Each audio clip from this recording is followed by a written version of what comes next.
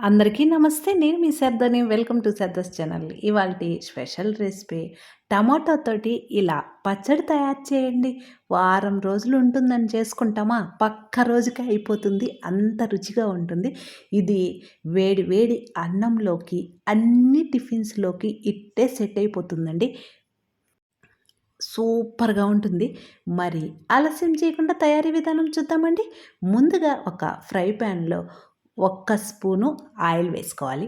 Oil బాగా heat అయిన తర్వాత కొన్ని పచ్చిమిర్చి తుంచి వేసుకోవాలి. ఇవన్నీ మనం తీసుకునే టమోటాలను బట్టి వేసుకోవాలండి. కొలతలంటూ ఏం లేదు. పచ్చిమిర్చి చక్కగా వేగిన తరువాత 2 టేబుల్ స్పూన్స్ పల్లీలు వేసుకోవాలి. పల్లీలు కూడా మీడియం ఫ్లేమ్‌లోనే మంచి సువాసన వచ్చేంత వరకు ఇలా వేయించుకోవాలి. ఇలా 2, 3 నిమిషాలకు వేగిన తరువాత ఇందులో ఎండుమిర్చి వేసుకోవాలి. టమాటో పచ్చడిలో ఎండుమిర్చి, పచ్చిమిర్చి 2 కలిపి వాడినందువలన చాలా రుచిగా ఉంటుంది. 10 దాకా వెల్లుల్లి రెబ్బలు ఒలిచి వేసుకోవాలి. ఎండుమిర్చి వేసిన తర్వాత ఎక్కువసేపు వేగనవసరం లేదండి. ఒక్క నిమిషం అలా ఇలా అని స్టవ్ ఆఫ్ చేసి ఇవన్నీ పక్కన ప్లేట్లోకి తీసుకోవాలి. ఈ పచ్చడి అనేది ఒక్కసారి చేసి పెట్టుకుంటే 2, 3 వారాల వరకు ఉపయోగించుకోవచ్చండి. చక్కగా ఇలా ప్లేట్లోకి మొత్తం తీసుకున్న తరువాత ఇందులో కట్ చేసుకున్నటువంటి టమాటా ముక్కలు 1 కప్పు వేసుకోవాలి. కొన్ని ఉల్లిపాయ ముక్కలు, చిన్న నిమ్మకాయ సైజ్ అంత చింతపండు క్లీన్ చేసి వేసుకోవాలి. ఇవన్నీ ఒక్కసారి కలిపి మూత పెట్టి మగ్గించుకోవాలి. మధ్య మధ్యలో మూత తీసి కలుపుకుంటూ ఉండాలండి. అప్పుడే అడుగంటకుండా ఉంటుంది. అందులో నుంచి కాస్త వాటర్ వస్తుంది. ఆ వాటర్‌లోనే మగ్గితే సరిపోతుంది.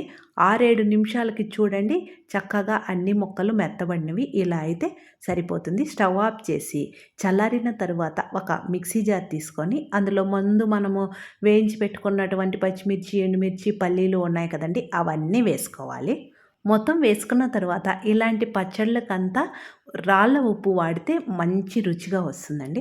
రాళ్ళ ఉప్పు వేసిన తరువాత ఒక్కసారి మిక్సీకి మెత్తగా ఇలా వేసుకోవాలి. మిక్సీకి వేసేటప్పుడు ఎటువంటి వాటర్ పోయనవసరం లేదండి. ఒకసారి గరిటెతో అలా మొత్తం అని తరువాత మనము వేయించి పెట్టుకున్నటువంటి టమోటా ఉంది కదండీ! ఆ టమోటో మిశ్రమాన్ని వేసుకోవాలి.